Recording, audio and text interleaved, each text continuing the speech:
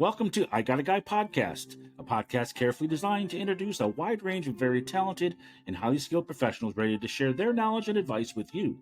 Please welcome the host of I Got a Guy podcast, Michael Drelichars. Welcome to I Got a Guy podcast.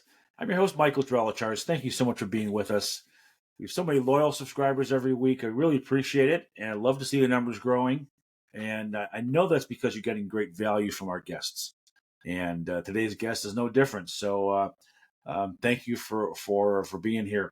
If you are new to I Got a Guy podcast, I encourage you to go to igotaguypodcast.com. That's igotaguypodcast.com. You see a list of all of our past episodes. We've got a lot of them out there.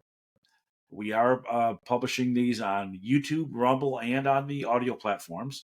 So feel free to watch them or listen to them, whatever is most convenient for you. But when you go to the website, you can see all of our episodes. Pick and choose which ones you want to listen to. There is a short synopsis of each guest with access and information, how you reach them, phone number, email address, website, etc. So if you need their assistance, you know how to get to them. So I want to make this as functional as possible of a podcast, so you can benefit from all of our awesome guests that we've had every week. As you know, this was born out of the book called The Go-Giver.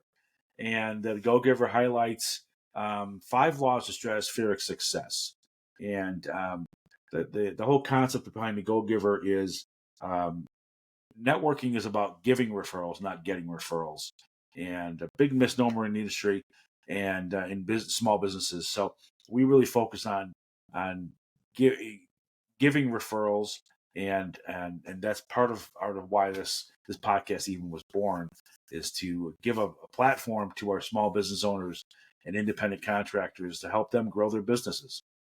I usually focus on one of the laws of stratospheric success, and this week I want to touch on the law of compensation, which is defined as your income is determined by how many people you serve and how well you serve them. Your income is determined by how many people you serve and how well you serve them. And that really fits perfectly with our guest this week. We have another returning guest, Joe Ariano with Keller Williams. Joe is a realtor with Keller Williams, has been in the real estate business for quite a while. Joe, thank you so much for being with us this week. Appreciate you participating. Thanks for having me. Absolutely. So, you've been on the show before, but the real estate market's a crazy market right now. And yes, it is. I love hearing your stories and some of the situations you've run across, and frankly, some challenging situations. So tell us a little bit about, maybe a little bit about your background. I know you've been in real estate for quite a while. Tell us a little bit about your background, and then we'll kind of move into where the lay of the land is today. Yeah. So just real quick, I graduated from DePaul in 2001 with a finance degree. And I did that for about 14 years. But back in 2004, my wife and I were looking for a home, and I'm like, why don't I get my real estate license? I think it's something that I like, maybe just do it part-time or for fun or for family. And so I did that. And yeah, I just helped family, friends throughout the years, maybe 1 or 2 deals a year. And then in 2015, I decided, hey, you know what? I enjoy real estate more than I do corporate finance. And Sure. So I went into that, and I've been doing pretty well since then. So no complaints there. But as far as the market right now, like you said, it's pretty crazy. And I typically hate saying, oh, it's crazy. Like, what does that mean? Good, bad, So what I mean is, if you're a seller, you're going to get top dollar for your home in this market. You're probably going to have multiple offers as long as you price the home right. If you're a buyer, it's a little tougher, right? So you better have a good real estate agent on your side. They better know what it takes to get to win an offer. It's pretty typical in this market, I think, to see at least 5 offers, but I know some homes are getting about 20 offers. And having an experienced realtor will help you. Yeah, no doubt. Yeah, go on, keep going. Sorry. No, and I was going to say, so for folks viewing this right now. So what's causing this? And it's just supply and demand. The Yeah. past few years, prior to 2023, we saw a lot of people refinance or buy homes, and we're receiving rates that were about 2-3% in the twos and threes. Right. Myself, I'm in the low twos. So when your mortgage is only 2%, and we're at about 7.5% as of April 26th, that's a big jump. That increases your monthly payment a ton. So that's what's happening. You have sellers that would like to move, but they're not going to move because their mortgage is low. You have buyers that need to buy because they're getting married or downsizing or upsizing, but there's nothing to buy. So when something pops up on the market, you probably have 20 people looking for that one home. And so that's driving up home prices. Yeah, and you know, it's been a fevered market for few years. Well, since COVID, the things really peaked at. The market really Mhm. got very frothy right after COVID, and I thought it was going to be a short-lived like fervor, and then kind of calm down. It hasn't seemed to calm down yet, and I think is that solely because of supply. Yeah, it's supply. I think, after that housing bubble that kind of burst in 2007, 8, a lot, and then going into 09, 10, and 11, a lot of those builders stopped building, right? They're like, well, the housing market's down. If I start building, no one's going to buy. So they kind of stopped. And so we had a pause in building for, I don't know, let's say another 7-8 years. And now that everyone's looking for homes, builders can't catch up. Yeah, So yeah, that's fast enough. yeah. So it's just they can't catch up, and we just have that low inventory. Yeah. So as you were saying, if you're a seller of a home, this is a boom time for you. You can Hmm. make top dollar for the house you're selling, but you Absolutely. have to live somewhere. So then the house you buy, you're going to pay top dollar for. So you're almost trading one for the other. Um, Yeah. if you happen to own multiple houses and you want to sell them, then you can really cash out. It sounds like. Yeah. But I think the pendulum swings both ways. I see the challenge for the buyer in the fact that because you get so many offers, these houses are going within the same first weekend as they're on the market, right? Hmm. Right. Yeah. First weekend. You're not getting you're If not you're a staying on the buyer, market for yeah, if you're a buyer and you see something come up, and usually it'll be like Wednesday, Thursday, new homes will pop up on the market.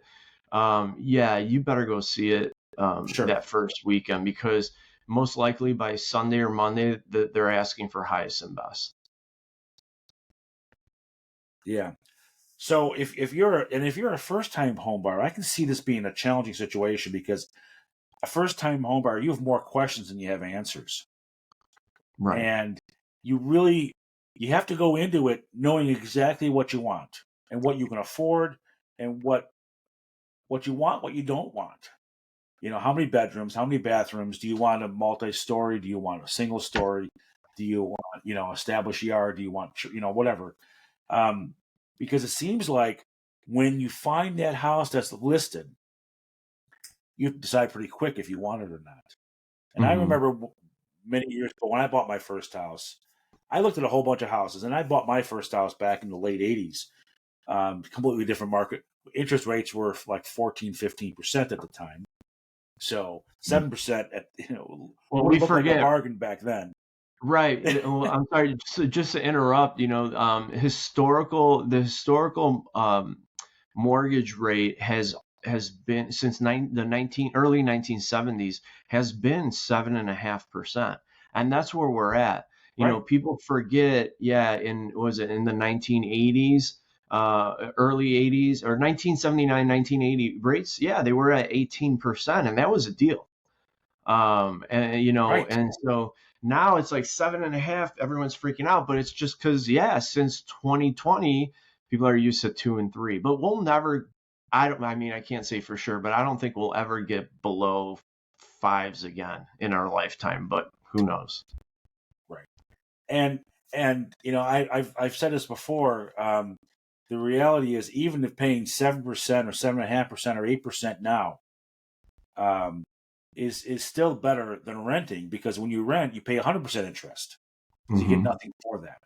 So purchasing even at a higher interest rate than we've seen in the recent past is still better than renting. So Yeah. I'm still a huge proponent on buying houses, buying your home and not renting. But I guess the point though is, when you have to make a fast decision, I can see uh, a, a higher instant of buyer's remorse. Mm-hmm. Have you seen that, where somebody, they Yeah. buy a house and like, oh gosh, oh, I didn't realize that this, or I didn't realize that, and when you maybe go through the home inspection or what have you, I can see people, maybe not buying Yeah. the right house. Yeah. And it's funny that, I mean, we didn't even speak about this before, but um, that is happening a lot. I'm seeing a lot of that this year. We were seeing a little bit of it last year. So what's happening is, to your point, you have to rush to buy a home. But there's also another factor that's causing these buyers to have buyer's remorse. They see a home they love, they write an offer, they're up against 20 offers, they lose, right? They see another home, they put an offer on that one the next weekend, and out of 20 offers again, or 15 offers, they're number two, right? Week three, they go out, they find another perfect home, they love it, it has everything they want. This time they win, they get the home, but now they're having buyer's remorse, and they start thinking, well, did we overpay? How do we win this time? Did we rush into it? Did it have everything that we why did we get it and the other buyers didn't get it? Did they what didn't they like? So we're seeing a lot of cancellations because of that. But to your point too, I mean, it is happening where they rush, we love it, we love it. They go to inspection, which is usually first 5 business days, and they look at the home a little more closely, and it doesn't have as much storage as we thought it had. It might not work, and sometimes they will back out. And then they lose their earnest money at that point, right? They don't. So in the first 5 business days, you're protected by what's attorney review. So your attorney is going to review the contract and inspection. So a lot of times the attorney could just kill it, but most of the times they'll find something on the inspection, and unfortunately they'll back out because of that, which I don't agree with. I think most sellers and Sure. most realtors will agree that's you shouldn't do that to people. People are selling their homes, are human too. There's emotions tied up into that as well. Of course, yeah. So I've heard of people, in the situation where they bid on a house and they lose, and they bid on a house and they lose, and they bid on a house and they lose it. Then they start to throw more money at the situation, go over asking price, Yeah. and and then they get into, well, will it appraise or not? And then they have that appraisal waiver, or gap Yeah. waiver, or whatever you call it. Yeah. Talk about some of those situations. You've experienced some of that, right? Oh, absolutely. Actually, I'll give you a crazy scenario. There was my colleague's buyer submitted an offer on a home. The home was listed at 500,000. They submitted an offer 100,000 over. Someone else beat them by offering 150,000 over. Now, when you start thinking about that, it's a little insane, right? The seller would love to take your offer at 150,000 over, but the fear in the back of their mind was, well, that's great, but if it doesn't appraise, it means nothing, right? The house goes back on Right. the market. So what some buyers are doing, the buyers that have extra money laying around, I guess, I would never do this, but let's say they offer 150,000 over, they'll say, "Hey, we'll throw in an appraisal gap waiver. which means if there's a gap between what the home appraises at and what we offered, we'll cover, in this example, let's say 125,000 of that. And so what that means is if it doesn't appraise, yeah, you're coming to closing with a down payment and this extra cash. Have I done it a lot? I haven't done it for my clients. I strongly suggest that they don't. We don't know where this real estate market's going, right? And I do tell them, if you're willing to do it, I'll do it. Just understand that, hey, maybe after the election, no matter who wins, we are in a recession. And what if the housing market starts going down? What if prices go down? Now, historically, prices have always gone up, but you never know, right? Let's say prices go down for a year or two. Yeah. If they go down a year or two, like for the next year or two, and you're going through a life change, whether divorce, you have a kid, a death, and you have to sell in a year, well, you just overpaid for a home about 150,000 and the market went down. Now you're underwater 200,000, right? But there's other ways around. There's other things. Again, if you have a good realtor, there's other ways where you could win a property and not do that appraisal gap waiver. Yeah, that's the point I wanted to get to, Joe. Mm-hmm. You have to have the right realtor in your court to give you some, what's the right word? Give you a dose of reality. Because Mm-hmm. when you think about it, especially in a first time home buyer, you're in a state of euphoria and you don't know what you don't know. You're Mm-hmm. excited. Maybe you're a young couple and you're just starting out and everything looks great. But having an experienced realtor like yourself, who's got many years of battle scars Yeah. and proven history, be able to go back and say, well, let's think about this. Let's make sure you're making the right move for yourself. Um, my personal feeling is paying $150,000 over asking price and the gap waiver, the appraisal gap waiver, is really risky. Yes. Um, and I personally I wouldn't do it. Mm-hmm. And I know you don't recommend people doing it because eventually you'll find the right house and the right price and the right situation, and it'll all fall in Yeah. place. I've also heard people waiving home inspections. Have you seen that? Yeah. So, yeah, well, there's two things with the inspection. What will tell my buyers is if you really like a home, I would not waive an inspection. What I would do is buy as is. Now, here's the difference, right? Right. So, when you waive an inspection, you're saying we're not even doing an inspection. To me, that's probably even worse than an appraisal gap waiver, right? Because if what's going on in the attic? I mean, when was the last time you've been in your attic, right? Like there could be mold up there. Mediation for mold could cost, it depends on the home, $5,000 right there. And if you don't check it out after you move in and you have children, I mean, or even yourself, I mean, there's a lot of health issues that go along with mold, right? So that's one thing.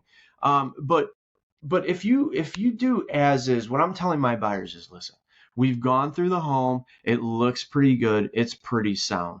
If the inspector comes in and there's little issues like GFI outlet, an outlet doesn't work, or one of the closet doors doesn't close right, are you going to kill the deal? No. All right. Well, in that case, why don't we do as is? Now, as is does not mean you're buying the home and then you notice the roof is shot or the furnace doesn't work and you still have to buy it. That's not what that means. What it means is you're not Right. going to bring up minor stuff. You're not going to bring up, something that's $400 or $10. So if you find major issues, you could still go back to the seller and say, hey, I know we said we're buying this as is, but the roof's going to cost me about $25,000. So, Right. and at that point, it's a seller's choice. They could say, well, it's as is. Well, the buyer's going to say, all right, well, I'm not buying it, and I'm walking Right. away. That's exactly right. Right. You're not forced to buy a lemon. So that's a difference there. Yeah, I totally agree with you. I think that's the 100% the right way to approach it. Um, Having a professional inspector is, again, having another expert in your court to give you a trained eye on some things that could be really expensive that you wouldn't even know. A crack in the foundation. Some foundation cracks are insignificant. Other foundation cracks can be really significant. And Exactly. And you your want to realtor know better that know. before you get started. Yeah, Yeah. yeah, but Your yeah, your realtor better realtor know would the know. difference. But yes, yes, most definitely. But having somebody that's trained to go in there and evaluate that, this is really important. Um, so you hate to overpay, and then and I've heard of people doing the appraisal gap waiving inspection. Well, heck, if you overpay for the house on the purchase price, and then you got to repair the roof and replace the furnace, you're really digging your pocket pretty deep just to get back to square one. Yeah. And heaven forbid the market changes drastically, it could be disastrous financially. Right. Um, Yeah. so having somebody with your level of experience and frankly, your demeanor too. I mean, you have a really calm, Hmm. pragmatic demeanor about you. You don't let your hair on fire and get all wigged out about the stuff. You take a really focused approach and let's be practical about this, but let's be pragmatic. And I think that's really beneficial to especially a first time home buyer. Yeah. And if you don't mind me adding, one of the other things is there are some realtors out there, they might be a little bit cheaper, but you're spending, you're buying the one of the biggest assets of your life. I mean, we're not talking, I always say this, I mean, like you're not buying a pack of gum, right? Like you're buying something that's hundreds of thousands of dollars. Having that realtor, like here's one of the things that I do that helps my buyers win their offers. And it's simple. I build rapport with the listing agent. So when we submit an offer, before we submit an offer, I'll call that listing agent and say, hey Susie, my clients loved your home. They're gonna submit an offer. Just want to know, what's your seller looking for? Is it just price? Do they want a fast closing? Like, do they want to get out of here as soon as possible, or do they need to like close in 2 months with another month rent back, right? Because they still haven't looked for a home, they still haven't found a home, right? And it's Right. surprising to me, like, and my clients do win that way. Now, here's what surprises me. When I have a listing, um, I'll have, like, this past weekend, I had five offers on one of my listings. Out of the five offers, only two agents called me. The one agent that called me and built rapport with me, what does your client want? My client really likes it. This is who they are. They're looking for their forever home at this point. And he kind of made me feel confident. And they actually had a place in Florida to sell. But it was closing this past Wednesday. He goes, here's the realtor on the other side. You could call him to verify that it is closing on Wednesday. Well, guess what? A guy like that, a realtor like that, when I go to my seller and say, we have five offers, but I really like this guy because he called me and explained what the situation was and is, and he's willing to do whatever it takes, even though his offer might not be the best, it's a sure thing to close. And sometimes the seller might take an offer that's, you know, 5,000 less, just having that peace of mind that it's going to close because I'm doing my job properly and the agent on that side, on the buyer's side, is on top of it as well. And I could guarantee you it's Right. going to close no problem. Right. I think that really makes a lot of sense. As, especially because we're in a situation where so many of these offers are at asking price or above Yeah. asking price, and you mentioned this early on. If it's priced right to start, you're in a lot better situation than if it's overpriced to start, and you end up so.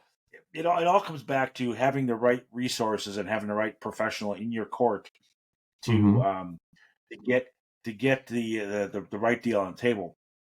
And I would imagine there's fewer for sale by owners on the market now, right? Yeah, I mean, there's a statistic. I don't know if you remember forsalebyowner.com. This was maybe Yeah. 10 years ago or more. It existed. It was forsalebyowner.com. And I always tell people, did you know that the owner and CEO actually sold his home using a realtor? I mean, it's all about exposure, right? So if you're for Sure. sale by owner, you're going to put a sign in front of your home, and who's going to see that? It's going to be neighbors, or people taking a walk. It's going to be your neighbors. Now they're not going to, most likely they're not going to buy your home. Now with realtors, we put it on the MLS. We're sending postcards out. With my company, we have weekly meetings. So I'm telling my colleagues, hey, this is coming up in a week or two. Um, and we also put it out to about 250 websites. I don't know. I think the number is higher than that, but I'm just going to say 250. So it helps. Now, realtors, I'm sorry, for sale by owner, I think they could put it on Zillow, but you're not going to have that same reach. I rarely see if, Well, go ahead. well, in addition to the exposure, if you're a for sale by owner and you're an individual homeowner that doesn't have any experience selling a lot of houses, you think, well, it's a feeding frenzy. Sellers are winning, so I'll put my house on the market. But if you're a for sale by owner and you get 5 offers, now you've got to, without any experience, you've got to decide which one you want to pick. Mm-hmm. And it's going to make it really difficult. It's going to make a difficult task even much more difficult, because you have to sort through these offers, and you don't really have the experience, Mm-hmm. the background, the connections. I think it's highly risk, much higher risk now than it was several years ago. Well, absolutely. And, I will say last year I had a home that had 22 offers. Imagine, I mean, listen, I'm a pro and I do this every day, and that was stressful for me. Imagine 20 realtors sending offers, keeping track. I mean, I had an Excel spreadsheet going. Then they would call you like every 2 hours. So 22 times two calls. Some would call me 4 or 5 times. Hey, when's highest and best? Are we good? Should I put more? I can't tell you that. Like, we have 22 offers. And so I'm sifting through it. I'm calling the lenders on almost let's say the top 8 deals, right? In that situation, I'm calling the loan officer. Hey, how well qualified is your buyer? Are they in like some loan officers do like a you have your pre-qualification, but they put it through underwriting. So it's like, hey, can we close in a month, or do you need 2 months? So those are things that for sale by owners, they don't think about those things, right? The lender matters, the realtor, the person on the other side. And what about the contracts? Do you know the timeline for attorney review? Do you know when the inspection has to be done? When is the appraisal ordered? When Right. should the clear to close come? So those are all things that I think. Yeah, I mean, listen, if someone wants to try for sale by owner, I always tell them, go ahead, try it. If you think it's stressful or you're not succeeding, give me a call. But yeah, go ahead. It's not easy. Yeah. It's not for the faint of heart. Yeah. No, definitely not. Hey, Joe, we're going to take a quick break here, hear from our sponsor, and then come back and continue chatting with you. Fascinating conversation. I could talk to you for hours. But before we go to break, though, share your contact information. If somebody does want a professional realtor to help them through the process, whether they're going to list their home or they want to buy a home, what's the best way for them to get started and reach out to you? Absolutely. Yeah, you could call or text at 773-510-0102, or you can email me at joe@joeariano.com. That's joe@joeariano.com. Or you could Great. just Google I me. will put I'm that everywhere. information. Oh, you Google? Okay, good. Google you as Yeah. well. All right, perfect. Um, I will put that information on the screen. I'll put it in our show notes, and I'll make sure that our listeners can can reach out to you. And of course, when you do reach out to Joe, make sure you tell him you heard about him here on I Got a Guy podcast. So we're going to take a quick break, come back and continue chatting with some of your successes and any other advice you might have for home buyers. So stick with us and we'll be right back. Thank you for listening to I Got a Guy podcast. I hope you're getting a lot of knowledge from this week's guest. But now a word from our sponsor. Precise Fleet Tracking Solutions works with business owners that own commercial vehicles. We help these business owners enhance their growth and profit through the use of GPS tracking technology. Specifically, Precise Fleet Tracking Solutions is known for 3 key principles. First, we are very knowledgeable in the field of GPS tracking and working diligently to learn more every day. Second, we are accessible. We do not hide behind a toll-free number, and we do not have any overseas call centers. We know our clients personally, and we're extremely committed to serving all of our clients as we'd want to be served. And third, we are responsive. We deliver our GPS units promptly and work diligently to install as quickly as possible. Precise Fleet Tracking Solutions is consistently striving to exceed our clients' expectations. You can learn more about Precise Fleet Tracking Solutions at precisefleettracking.com. or call us at 847-865-6008. Precise Fleet Tracking Solutions. We make GPS tracking simple. Now, back to the show. Okay, we are back. Michael Drolichar is here with I Got a Guy podcast. Thank you for sticking with us. We appreciate your loyalty. We are speaking with Joe Ariano from Keller Williams. Joe is a highly experienced realtor, and we're having a fun conversation about this really fevered real estate market we got going on right now. Lots of multiple offers. It's definitely a seller's market. Sellers are making some top dollar on their sales of their homes, but then they got to buy a home as well. So fun times there for our professional realtor here, Joe. Thanks for being with us. Thank you. I love it. Yeah. So as we were chatting before the break, there's a lot of moving parts here, and you really need to have a professional realtor with the right connections around you if you're buying a home. A professional home inspector, you need a good attorney, a really good mortgage broker, and a home buyer can get their ducks in a row in advance and really set themselves up for success. But you need to plan it correctly. Is that Right. your advice to a new home buyer? Yeah, so I think what most home buyers do is they start looking for homes on Zillow or Redfin, and that's fine, right?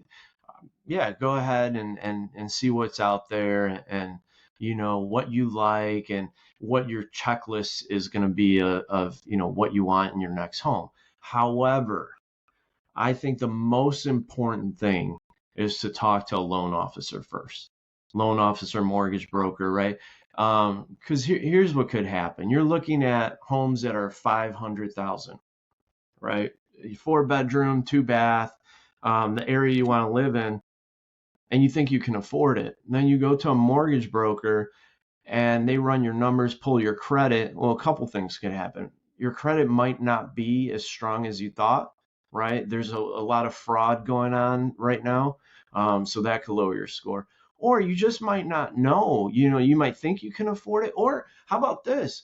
You think you can afford 500,000, but maybe you can afford 800,000, right? So I always suggest Right. talk to a mortgage broker, get pre-approved. Because I'll tell you right now, most realtors, almost all of them, will not take you out unless you have that pre-approval letter, because they're not going to waste their time. But more importantly, like, why would you as a buyer waste your time looking at homes and then all of a sudden it's like, hey, we just spent 2 weekends looking at homes, honey, but I just spoke to the mortgage broker and we can't afford homes in the 600,000 price range. We're more in the 450 price range.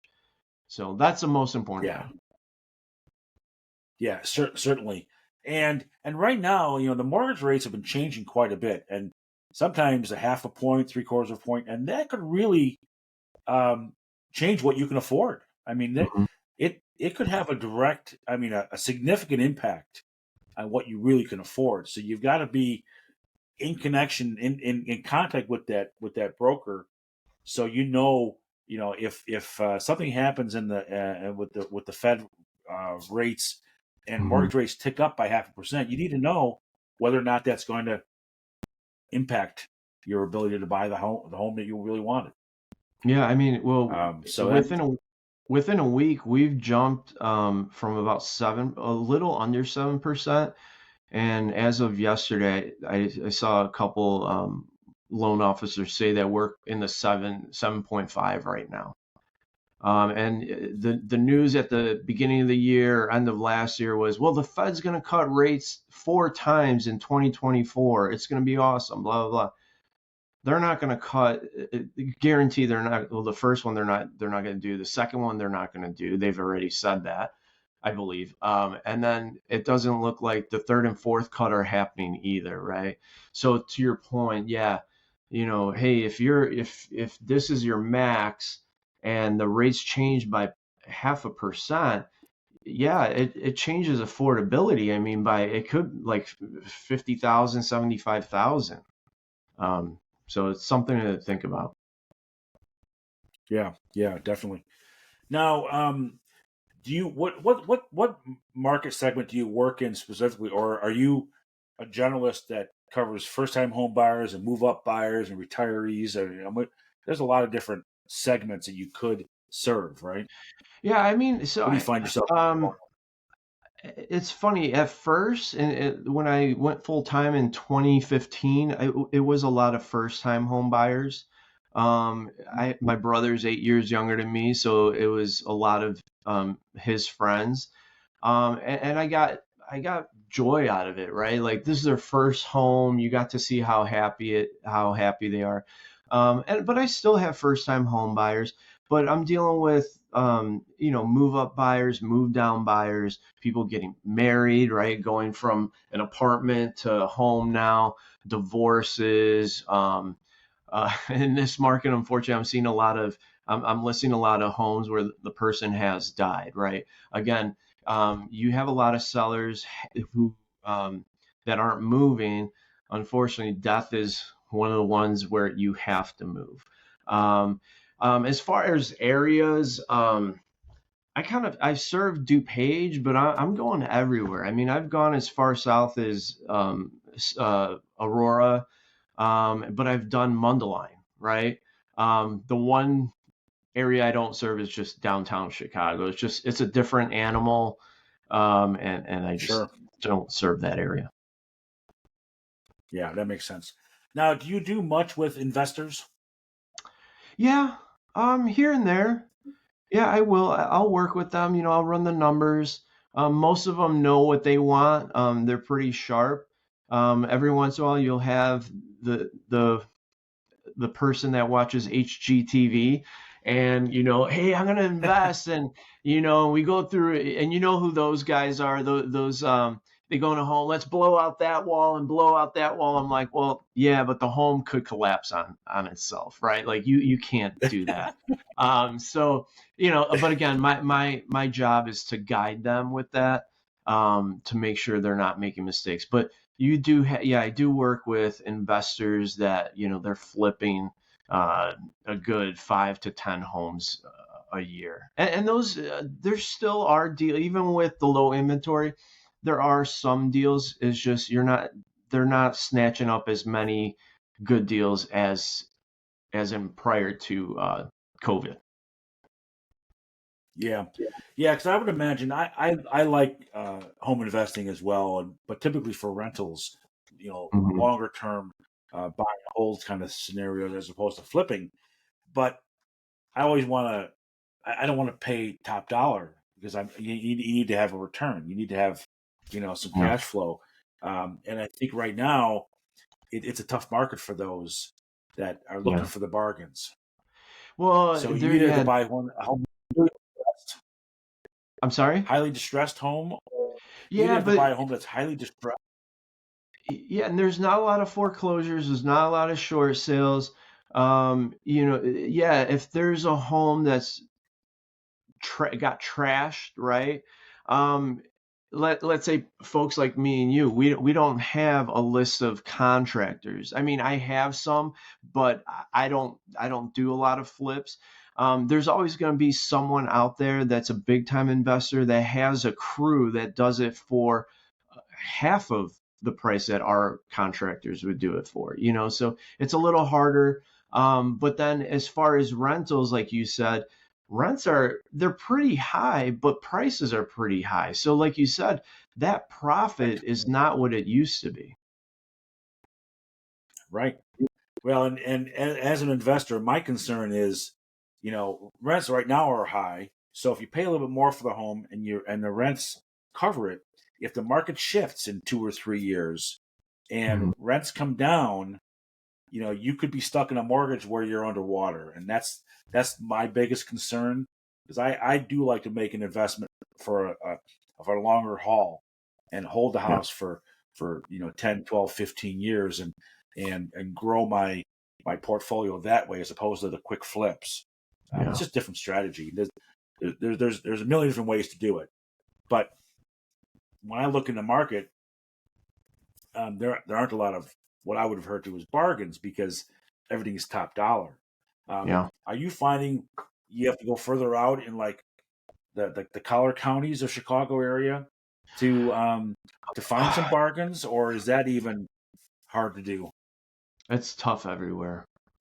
It's just, I mean, don't forget. So let's say you have, um, unfortunately, you have these kids coming out of college. They have college debt. Um, Groceries are expensive. Everything's expensive, right? So, back when I got married in 2005, someone like in that situation, you could find a home 300,000 and or between 3 and 350 in a great neighborhood, and you wouldn't it'd be done. You might have to paint it, but you wouldn't have to do a total remodel. Now in 2024, those same homes that were 300,000 are going for about 450. And some of them you have to like do a kitchen remodel and all that. So the point of me telling you all this is so you have those buyers going out to Plainfield back in the day. No one lived in Plainfield. They started building, and if you want affordable home housing, you go to Plainfield. Well, now Plainfield's like full. There's nothing to buy there. So it's like, where do you go from there? You're going even further out. So it's just Right. tough. And sure, you could go to Sycamore maybe and find something affordable, but it depends on your job and where your family is. So it's tough. And I don't go to Yeah. Sycamore. That's way too far out. Well, but there are a lot of people that are working from home now. So Yeah. so the commute to the office isn't may not be as big of an issue for everybody as it once was. Hmm. However, if the business climate changes and companies want employees back in the office, then that could make a difference. But Yeah. if you're an independent business owner or you work from home 100% of the time, then maybe you could go out to the more rural areas, where there's Hmm. there's a little more availability. I remember 20 years ago, Lake in the Hills in Algonquin was an up and coming area. Now too, Yeah. that is very built up. It's very Yep. established. It's a great community. Um, but I remember when it was first being developed, and there was all farm fields, and they put up their first few subdivisions. It's changed a lot. Yeah. Yeah. No, So it's funny. You drive maybe through those Raleigh areas. might be Yeah, you drive through those areas now, and it's like, what? There was nothing here 10 years ago, and now there's strip malls and housing, and it's a good thing. It's kind of the work from home thing is good, and it's good for housing as well. yeah. Yeah, it is, and you mentioned that the builders had slowed down their building for 7 or 8 years. Maybe it'll take 4 or 5 more years for the building to catch up, and I think Hmm. eventually we'll get to the point where there's enough supply and it won't be as uh, as aggressive as it is right now. And because frankly, I believe the home buying process should be a fun process. I love buying homes. Um, Yeah, and especially when it's going to be your family home, it's a dream. You have aspirations. You know, you don't want to be rushed and forced into making a decision quickly, because you know we got 20 people coming through an open house, and yeah, you don't want to make a that big of a decision under duress. Yeah. and feel like you were forced to make an offer, I just think that's a not the most ideal way to go into the biggest investment of your life. Yeah. And I will say a lot, there's people out there that think us realtors love this market. It's tough. I mean, we deal with buyers that are missing out on their dream homes, and they're in tears. It's just not fun. And I think I speak for most realtors when we say we would love a slowdown. In 2015, I remember my clients would call, on a Tuesday and say, "Hey, we found this home that we want to see." And I say, "All right, I'll put it on a list for Saturday." Well, now if a home comes up on the market on Monday, you better see it that night or the next day because it could be gone. It's not fun for anyone. It's very Right. stressful, and a slowdown would be appreciated, but we'll see what happens. And then that's Yeah. the other thing. Economists just don't know what's going to happen. I mean, no one saw this coming. So, Right. Right. Well, and the reality is, um, as a professional, you want to do a really good job for your clients, each and every one of them. You take their interests at heart, and you really want to work hard to help them. And when you have to fight for so much to get your offer positioned in the right level, so that the seller sees your value and your client's um, image, etc. It is very, very stressful, and it really um, it's a difficult situation, and you certainly earn your keep because we have to work hard. It's not as easy as it looks on HGTV, mhm. etc. No, It is a job that takes a lot of effort, and you have to have the right connections. You got to be smart. You got to, but you're juggling multiple things at once. You're spinning multiple plates at the same time, trying to keep these deals going. And if you happen to have 3 or 4 clients you're working with at the same time, yeah, multiply it by the number of offers, it's overwhelming. yeah, So I can see where a slowdown, a little slowdown, and a little pullback and normalization would be really beneficial for everybody. yeah, But I don't know that we can control that at this point. So the goal is to the real bottom line is be prepared, align yourself with a good mortgage broker, a realtor like yourself, and know what you want and save up as much as you can because it's going to be expensive. yeah. Yeah, and So it's, one other thing, what I'm telling my buyers that are just, well, rates are really high. And like I've said, the historical average for mortgage rates has been 7.5. But what I tell people is, listen, we don't know where home prices are going to go, right? They could keep going up next year and the year after. Yes, rates are at 7.5%. But as this inflation slows down, and it should hopefully, right? As that slows down, rates should come down. Well, if you buy now, you can't you can't like you can't change the price down the road, right? In 2 years, you can't reduce the price, but you could refinance and reduce your interest rate. So if rates come down from 7.5 to 5.5%, call your loan officer. Hey, I'd like to refinance. Your mortgage payment goes down and you're in a good spot, right? So buying today at maybe 500,000 yeah, versus waiting for next year for rates to come down, and they don't come down now. 500,000, it's 700,000. You're stuck with a $700,000 home that you can't do anything about. right, right. And the other point that is, if rates did come down, and whether even if the purchase price doesn't go up like you're saying, but if the rates come down, you get more people in the market, and now you're fighting, you're bidding with more people, which is going to drive the price up even higher. So, it, lower interest rates will bring more buyers into the field. So, the best time to buy a house is right now. I've always felt that was the case, and Yep. but your point is right on is exactly correct. Your the purchase price, what you pay for the house is locked in when you close on it. Your mortgage rate can change, and as the economy changes, you refinance that and get a lower mortgage rate.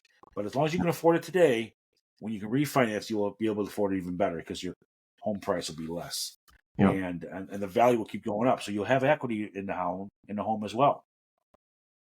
So and as we said before, if you're renting today, rent is 100% interest. You get nothing for that, and so it's best to get into the market, but align yourself with Joe here, and if you don't have a mortgage broker, Joe has mortgage brokers he can introduce you to.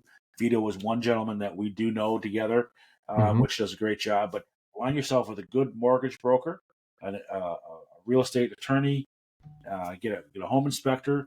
Joe, you can put him in contact with those folks as well, Yeah. just so they have a team of people around them to kind of walk through this.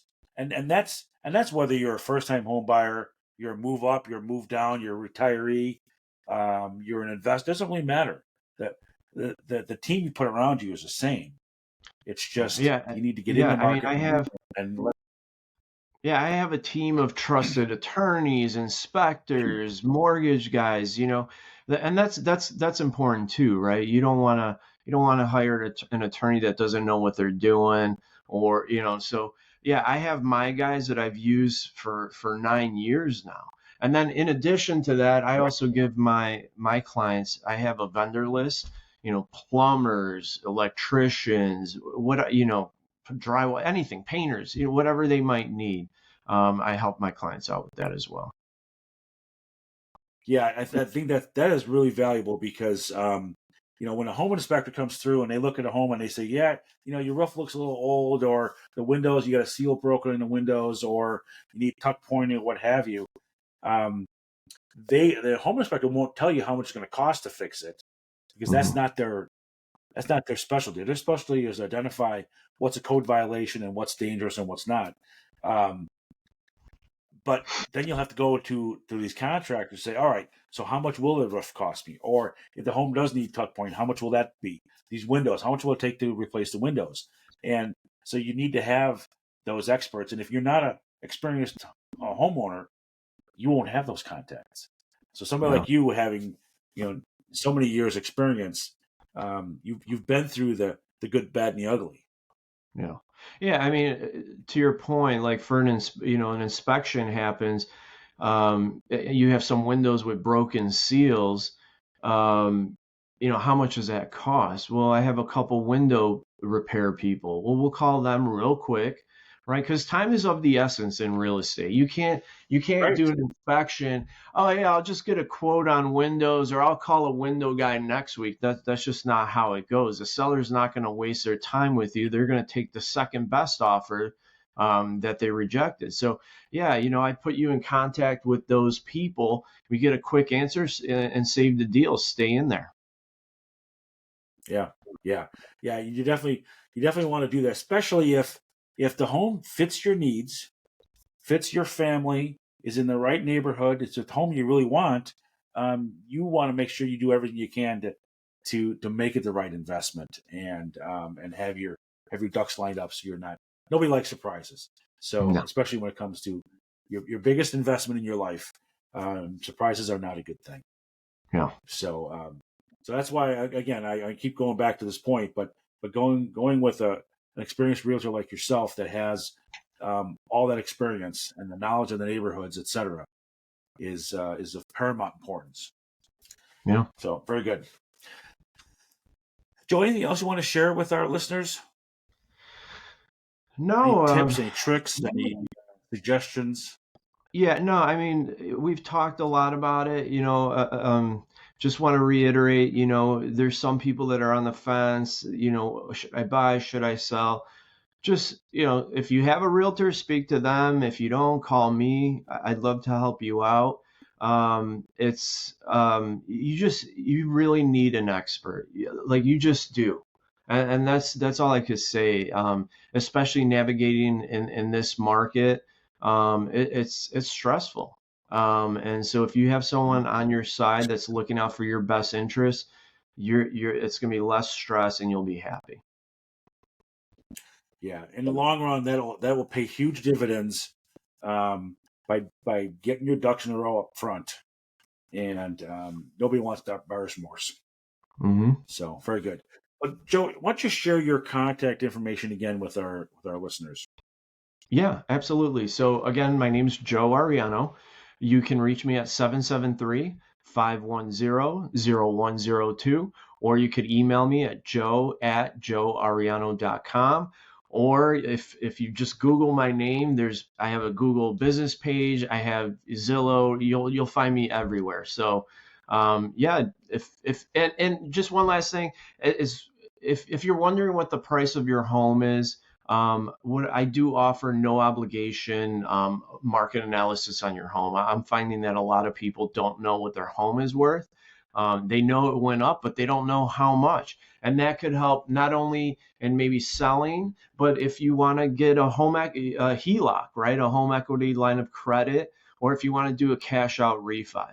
So yeah, you could just give me a call for that and I'll gladly help you out. No obligation. Joe, we had a little glitch in the recording. Repeat your phone number and your email again, your contact information. Yeah, phone number is 773-510-0102. And then my email is joe@joeariano.com. Outstanding. All right, cool. That's great information, great advice, and to have that market analysis of what your home really is worth, because it is hard to know with the all the changes going on in the market. It's helpful to know what your house really is worth. So great advice. Thank you for all that. As we're about to wrap the show up here, let me throw a quick little plug in for Precise Fleet Tracking, because that's my day job. I do this podcast as a way to reach out to the community and help my fellow networking partners. But my day job is GPS tracking. So if you happen to own a business that owns commercial vehicles, or if you are concerned about vehicle theft, a lot of carjacking is happening, a lot of theft of assets. If you're concerned about theft of your assets, I certainly want you to reach out to Precise Fleet Tracking. We can provide you some advice and some guidance. Hopefully we can provide you a tracking unit as well. But the best way to reach us is, our website is precisefleettracking.com. That's precisefleettracking.com. Or call us at 847-865-6008. It's 847-865-6008. And we like to say that we make GPS tracking simple. And we can certainly help you as a business owner. If you have commercial vehicles, if you are an individual and you're concerned about carjacking and car thefts, we can help you with that as well. And if you happen to be a family person, you have a youthful driver, maybe a 15-year-old becoming 16 and soon going to have their own vehicle, we can help with tracking and helping them be safer on the road and safer for everybody. So we do a lot of tracking in personal vehicles as well. So reach out to Precise Fleet Tracking Solutions for any GPS tracking needs you might have. So thank you for allowing me to plug that. But Joe, thank you so much for joining us this week. Really appreciate it.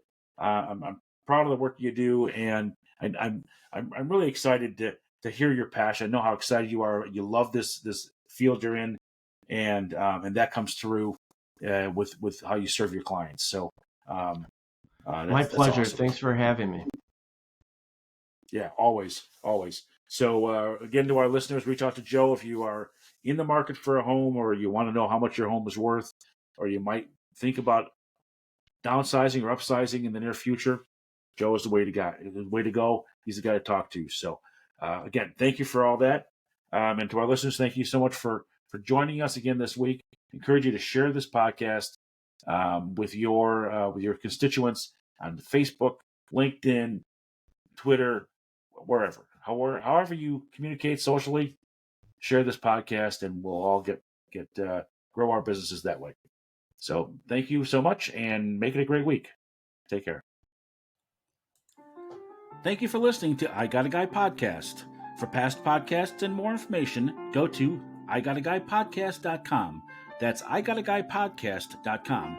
Please share this podcast on your social media feeds, and tune in again next week to I Got a Guy podcast.